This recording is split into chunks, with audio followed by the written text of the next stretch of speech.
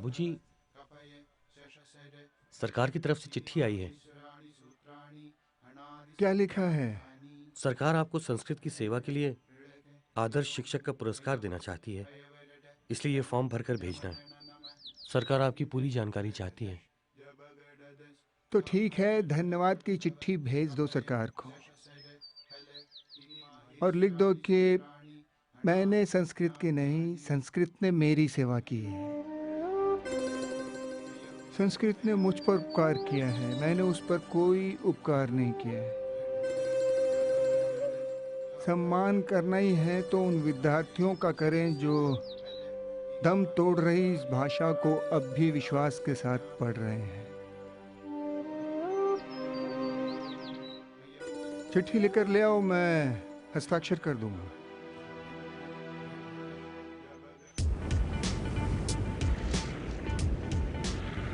Wow, amazing!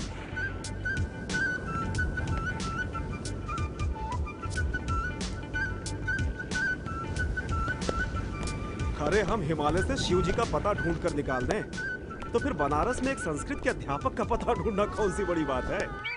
सांड, सीढ़ी और साधु, इनकी आदत डाल दीजिए बाबा साहब। इन पर आपको रोज चढ़ना पड़ेगा। हेलो, नमस्ते। ये है।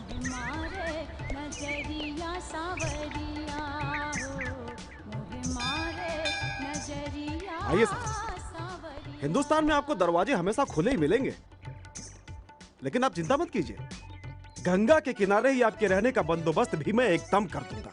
Full Ganga view. Very good वाला। यहाँ पे आपको मांस मच्छी खाने की परेशानी हो सकती है। अरे भाई, संस्कृत टीचर है ना। हाँ, लेकिन चिंता की बात नहीं, वहां पर मैं सब बंदोबस्त ठीक करूंगा। हाँ जी, कहिए। देखिए, पंडित जी से कहिए साहब मिलना चाहते हैं। रति शंकर जी आए हैं, उनके साथ एक स्टूडेंट भी आए हैं। बोलिए।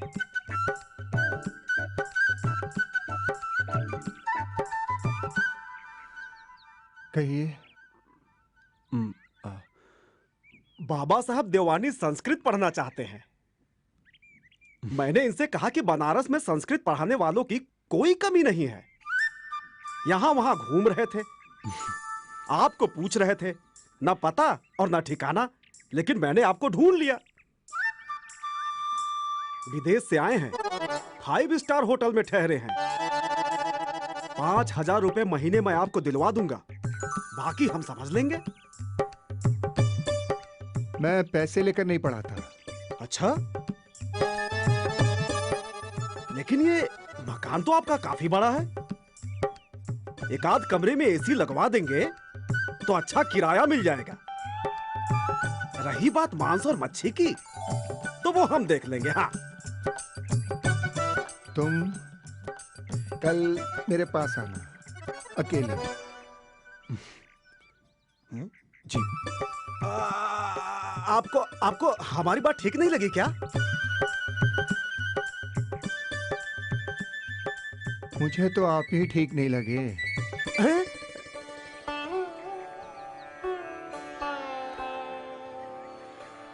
भारतीय दर्शन पर मेरी लिखी हुई किताबें तुमने पढ़ी हैं? जी गुरुजी, उन्हीं के सहारे तो आपको ढूंढते हुए यहां तक पहुंचा हूं। क्यों पढ़ना चाहते हो तुम भारतीय दर्शन? कंपैरेटिव फिलॉसफी में मेरी रुचि है। मैं भारतीय दर्शन के विकास की जड़ों तक पहुंचना चाहता हूं। शायद इसी बहाने अपने आप को जान सकूं। उपनिषदों के बारे में कुछ पढ़ा है? जी, कुछ कुछ। देखो भाई, अगर भारतीय मानस को समझना है तो उपनिषद एक कंपलसरी सवाल है, ऑप्शन नहीं है। ठीक वैसे ही जैसे परीक्षा में कुछ कंपलसरी सवाल होते हैं और कुछ ऑप्शनल सवाल हैं, और उसे सुलझाए बगैर आप पास नहीं हो सकते। समझ गए? This knowledge is essential because it deals with you. You must know yourself before knowing anything else. Is that clear? जी गुरुजी। उपनिषद का अर्थ तो तुम समझते ही होगे। गुरु चरणों में ज्ञान की अभिलाषा से बैठना ही उपनिषद है। बैठ सकोगे? जी गुरुजी। इस घर में रह सकोगे? जी गुरुजी। जो मैं खाऊंगा वही भिक्षा तुम्हें मिलेगी। जी गुरुदेव। And no television, no entertainment. Yes गुरुदेव। इसमें ना कोई डिग्री मिलेगी ना कोई सर्टिफिकेट मिलेगा तुम्हें। जानता हूं गुरुदेव। इस शिक्षा के बाद कोई नौकरी भी नहीं मिलेगी, कोई रोजगार भी नहीं मिलेगा। यह भी जानता हूं गुरुदेव। बहुत समय लग सकता है। Plus there are no shortcuts in it, no crash courses. तैयार हो इसके लिए? मैं तैयार हूं गुरुदेव। तो ठीक है, आज से तुम मेरे अपने दूसरे बच्चों की तरह इस घर का हिस्सा बनकर रहोगे। राम जी। जी। आज से सत्य धर्म में ही रहेंगे। हाँ जी। इनका रहने का इंतजाम नरेंद्र भैया के कमरे में कर दो। नरेंद्र भैया के कमरे में? हाँ हाँ, तुमने ठीक ही सुना है, नरेंद्र भैया के कमरे में। नरेंद्र कहाँ है? वो कैसी रोशनी उठती है उधर उस खिड़की से। आह, वही पूरब है और जूलियट आफताब। हाय, कैसे गाल हथेली पर रखा है उसने। काश मैं उसके हाथों की मेहंदी होता और उसके गालों को चूम लेता। हाय मैं। वो बोली, ओ रोमियो, रोमियो तुम क्यों हो रोमियो? छोड़ दो अपना नाम, अपना खानदान, या फिर उठा लो कसम मेरे प्यार की, और मैं कैपुलेट नहीं रहूंगी। बस तेरे नाम से दुश्मनी है हमारी। कुछ भी कह लो उसे। जिसे गुलाब कहते हैं खुशबू ही बिखेरेगा। जैसे रोमियो, रोमियो न भी कहलाए वैसे ही प्यारा पूरा रहेगा बिना अपने नाम के भी। तेरी बात की जबान दी। फ्लैट हो रहा है रोमियो, इमोशन डाल यार, प्रोजेक्ट योर वॉइस। क्या मुसीबत है, ये लाइट को भी अभी जाना था। उपनिषद स्वयं को पहचानने की यात्रा है, क्योंकि उपनिषद जो दिखाई दे रहा है उसकी बात नहीं करता, जो देख रहा है उसकी बात करता है। वो बाहर के जगत की नहीं, भीतर के जगत की बात करता है। इसलिए भीतर को जाने बगैर मनुष्य के दुख, भय, शोक और भ्रम का कोई अंत नहीं हो सकता। इसलिए उपनिषद मनुष्य के सत्य और सुख की खोज का उत्तर है। उपनिषद मनुष्य के द्वारा दुख से, भय से, बंधन से मुक्ति के लिए निरंतर किए जा रहे संघर्ष का उत्तर है। उपनिषद मनुष्य के भीतर उमड़ रही विडंबनाओं, विरोधाभास और जीवन में उठ रहे नित्य नए प्रश्नों का उत्तर है। इसलिए यदि स्वयं को समझना हो तो उपनिषद एक अनिवार्य प्रश्न बन जाता है, क्योंकि उसका संबंध तुमसे है। You must know yourself before knowing anything else. But do you really know yourself?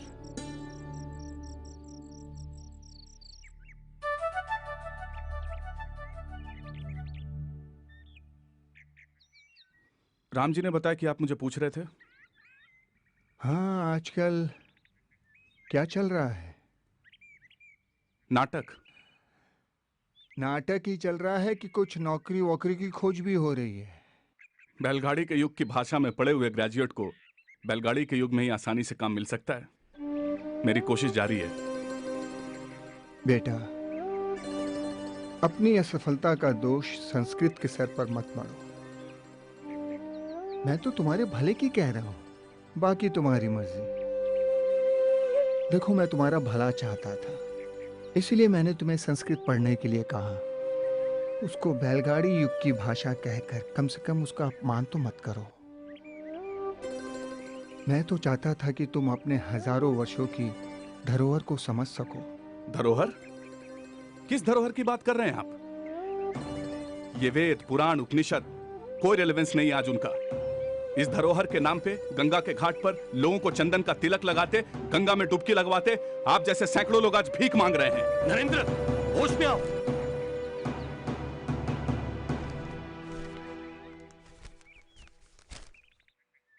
Narendra, मेरे पिता ने मुझको जो कुछ दिया वो मैंने कर्तव्य समझकर तुम तक पहुंचाने की कोशिश की। शायद मैं गलत रहा हूं, लेकिन मुझे अपनी धरोहर पर गर्व है। हो सकता है तुम्हें वो स्वीकार ना हो सकता है तुम्हारे लिए उसका कोई रिलेवेंस ना हो। अब तुम बड़े जो हो गए, समझदार हो गए हो, तो क्या तुम्हारे अपने होने ना होने का कोई रिलेवेंस है? जो तुम कर रहे हो उसका रिलेवेंस क्या है पता है? तुम्हारा अपना स्वयं का क्या रिलेवेंस है तुम्हें पता है? अगर किसी दिन तुम्हें पता चल जाए तो मुझे जरूर बता देना। मैं घर छोड़कर नहीं जाने को कहूंगा तुम्हें, क्योंकि ये घर तुम्हारा है। मैं नाटक तुम्हें छोड़ने को नहीं कहूंगा, क्योंकि तुम नाटक को जीते हो बेटा। लेकिन किसी दिन अगर तुम्हें इस सब का रिलेवेंस पता चल जाए तो मुझे जरूर बता देना, समझे?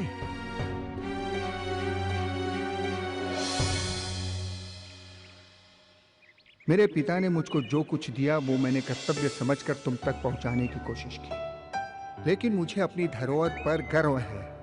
हो सकता है तुम्हें वो स्वीकार ना हो सकता है तुम्हारे लिए उसका कोई रिलेवेंस ना हो। तुम्हारा अपना स्वयं का क्या रिलेवेंस है तुम्हें पता है?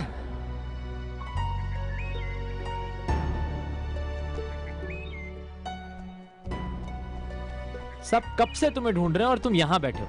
अरे सब सांस रोके तुम्हारा इंतजार कर रहे हैं। याद तो है ना आज ग्रैंड रिहर्सल है।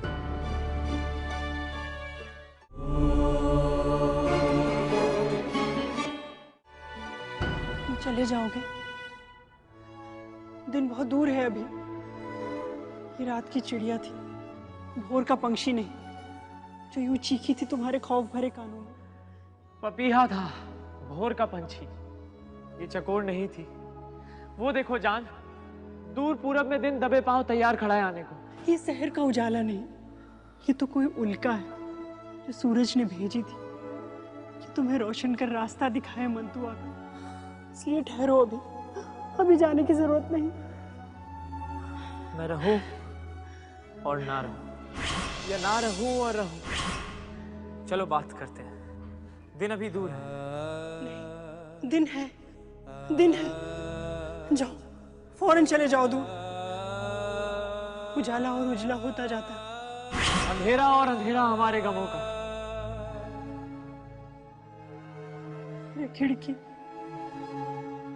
दिन को आने दो और जान जाने दो। विदा अलविदा। एक बोसा और मैं चला जाऊं। एक मिनट मैनेजर साहब। जी नरेंद्र बाबू बोलिए। अपने पास अभिज्ञान शाकुंतलम के कॉस्ट्यूम्स है ना? हाँ है तो सही, लेकिन वो सारे कलाकार अपने अपने रोल के हिसाब से अभिज्ञान शाकुंतलम के कॉस्ट्यूम्स पहन कर आए। क्या? जी, और जल्दी। तो क्या ये नाटक नहीं होगा नरेंद्र? नाटक होगा, पर इस तरह नहीं। नरेंद्र, तुम चाहते हो कि हम सब अपनी कॉस्ट्यूम्स बदल दें? जी। ये कैसे होगा? क्यों नहीं होगा? नरेंद्र, कॉस्ट्यूम बदल जाने से नाटक की आत्मा बदल जाएगी। क्या वस्त्र बदलने से आत्मा बदलती है? नरेंद्र, कॉस्ट्यूम बदलने से सब कुछ बदल जाएगा। हाव भाव, भाषा, एक्सप्रेशन, सोच, सब कुछ बदल जाएगा। अरे वस्त्रों के बदलने से सारी सभ्यता बदल जाएगी, नाटक बदल जाएगा पूरा। क्या कालिदास का अभिज्ञान शाकुंतलम शेक्सपियर के काल में नहीं हो सकता? हो सकता है। तो फिर रोमियो जूलियट कालिदास के युग की भाषा में क्यों नहीं हो सकता? कपड़े बदलने से आत्मा नहीं बदलती। पर क्यों बदलना चाहते हो तुम? क्योंकि तुम सब मुझे अपने से बहुत दूर दिखाई देते हो। मैनेजर साहब, आप मालिक हैं, अब आप ही समझाइए। देखो नरेंद्र, ऐसा करते हैं कि वो देखिए मैनेजर साहब, मैंने फैसला कर लिया है और ये एक निर्देशक का फैसला है। मैं धोती नहीं पहनूंगा। और कौन देखेगा नाटक? यार रोमियो, बात धोती की नहीं है, बात नाटक की है, खुद में आत्मविश्वास की है। मैं तुम्हें नहीं, तुम्हारे कैरेक्टर को धोती पहना रहा हूं यार। नरेंद्र, भाड़ में जाए कैरेक्टर। नहीं पहननी धोती मुझे। मैं आज का आदमी, कोई आदिम युग का नहीं। और बैलगाड़ी हाँकने वालों की कॉस्ट्यूम मैं नहीं पहनूंगा। और नरेंद्र, फैसला अब तुम्हें करना है। फैसला मैंने कर लिया है। नाटक होगा और जैसे मैं चाहूंगा वैसे ही होगा। चाहो तो तुम लोग निर्देशक बदल सकते हो। नरेंद्र, अरे नरेंद्र बाबू। ओम भागीरथे च विद्महे विष्णुपदे च धीमहि तन्नो गंगा प्रचोदयात्।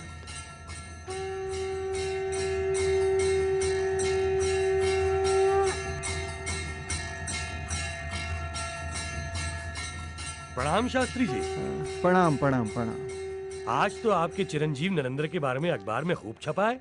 अच्छा, क्या नई अफवाह छपी है उसके बारे में आज? क्या कह रहे हैं शास्त्री जी? कालिदास को जीवित कर दिया आपके पुत्र ने।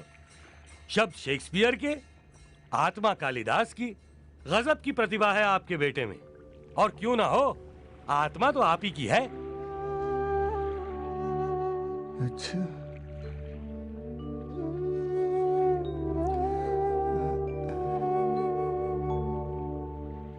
कौन सा अखबार दूं शास्त्री जी? मैं अखबार देख के ले सकता हूँ क्या? आप जैसा ठीक समझे शास्त्री जी।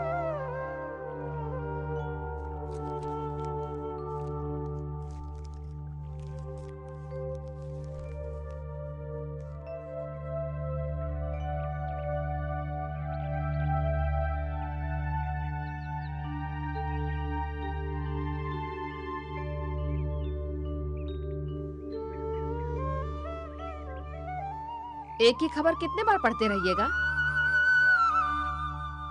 अखबार में और भी खबरें होती हैं। तुम्हें क्या लगता है तुम्हारे ही बेटे की खबर बार बार पढ़े जा रहा हूं मैं?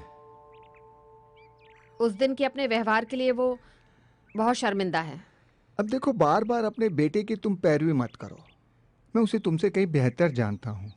अच्छा अच्छा, अब आप ऊपर कुछ पहन लीजिए, आपसे कुछ लोग मिलने आने वाले हैं। क्या आफत है? हाँ? आ रहा हूँ आ रहा हूँ आ रहा हूँ। तुम अब भी खुश नहीं हो नरेंद्र? अरे बनारस के सबसे खूसट क्रिटिक तक ने तुम्हारी तारीफ कर दी। और क्या चाहिए यार? वो खूंसट क्रिटिक मेरा बाप नहीं है। मतलब? नए नाटक की तैयारी शुरू करें। मतलब? शास्त्री जी, हमारी संस्था चाहती है कि आप उपनिषदों और उनकी प्रासंगिकता पर सिलसिलेवार अपनी राय रखें। श्रोता मिलेंगे आपको? शनिवार की रात को 50-60 लोग जमा हो जाएंगे। छोटी सी बैठक समझिए, चौपाल सा माहौल होगा। मैं इसकी दक्षिणा लूंगा और आप हर बार श्रोताओं को इस बात की सूचना देते रहेंगे ताकि वो मुझे ध्यान से सुने। अगर नहीं सुनेंगे तो नुकसान उनका ही है। आपको मेरी ये शर्त मंजूर है? आप भी अच्छा मजाक करते हैं शास्त्री जी। हमने दक्षिणा के लिए कब मना किया है?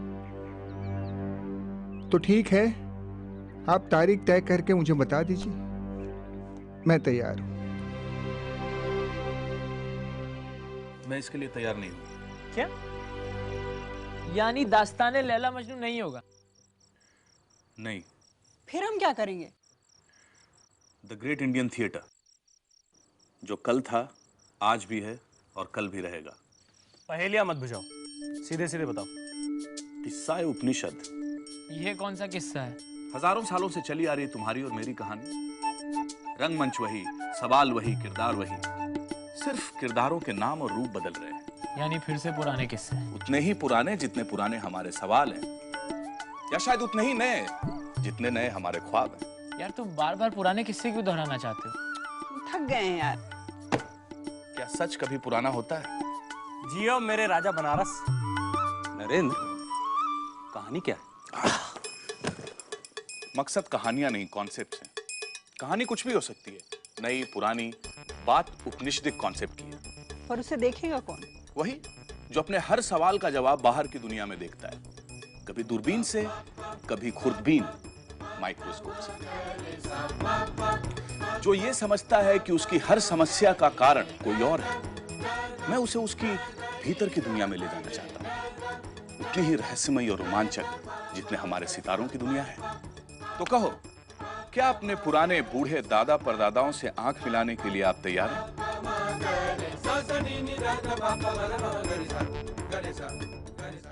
नरेंद्र और उसके पिता गौरी शंकर अपनी अपनी प्रस्तुतियों के लिए तैयार हो रहे हैं।